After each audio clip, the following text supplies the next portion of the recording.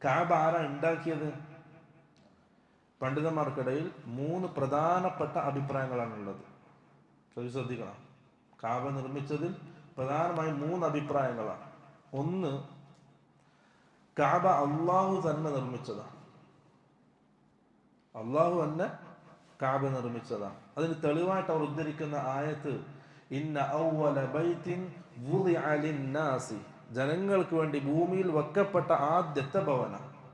സാധാരണ നമ്മൾ നിർമ്മിക്കുന്നതിന് ബന എന്ന വാക്കാണ് അറബിയിൽ ഉപയോഗിക്കുക. ബന, നിർമ്മിക്കുക, അഥവാ ഓരോ പടുക്കളായിട്ട് ഓരോ ഇഷ്ടികളായിട്ട് ഇങ്ങനെ വെച്ച് അടുക്കി വെച്ച് നിർമ്മിക്കുന്നതിനാണ് ബന എന്ന് പറയാം.